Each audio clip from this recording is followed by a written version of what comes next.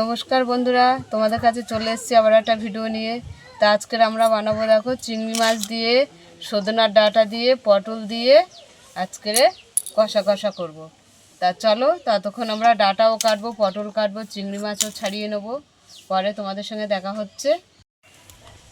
তো আমরা আজকের সজনের ডাঁটা দিয়ে, পটল, চিংড়ি মাছ দিয়ে আজকের কষা কষা হবে বলেছিলাম। তা সুমিতে দাদুর লঙ্কা ভেজে দিয়েছি, তাই কড়াই তেল দিয়ে দিয়েছি। আমি এবার পটলগুলো ভেজে নেবো, তাই আমি পটলগুলো ভেজে নিচ্ছি।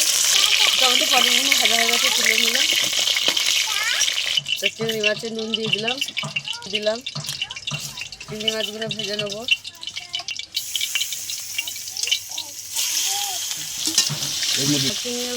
চিংড়ি মাছগুলো ভাজা হয়ে গেছে, তুলে নিচ্ছি। দুটো শুকনো লঙ্কা দিয়ে দিলাম, গোটা জিরে দিয়ে দিলাম, তো পেঁয়াজটা দিয়ে দিলাম।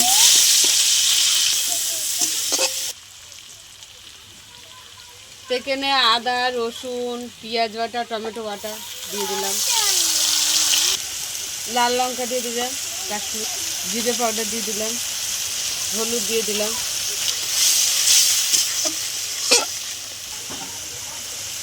টক দই দিয়ে দিলাম। ভালো করে কষিয়ে নেবো। তো স্বাদ মতো নুন দিয়ে দিলাম। তেল ছেড়ে দিয়েছে, এবার আমি আলু আর ডাঁটা দিয়ে দিলাম।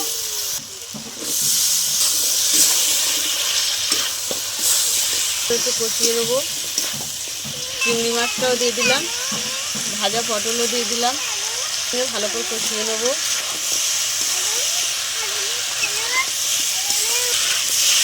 তো কষানো হয়ে গেছে, জল দিয়ে দিচ্ছি।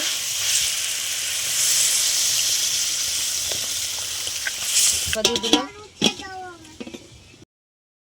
হয়ে গেছে, নামিয়ে নিলাম। চিংড়ি মাছ, পটল, ডাঁটা আমাদের হয়ে গেছে তরকারি কষা কষা। তা তোমাদের কেমন লাগলো বলো, ভালো লাগলে লাইক করে দেবেন, শেয়ার করে দেবেন, কমেন্ট করে দেবেন, সাবস্ক্রাইব করে দেবেন, ভিডিওটা দেখবেন, আমাদের পাশে থাকবেন। আজকের এই পর্যন্ত, টাটা।